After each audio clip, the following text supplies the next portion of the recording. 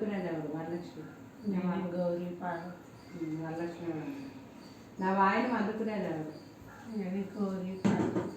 వరలక్ష్మి వరత. నా వాయినం అందుకునేది ఎవరు?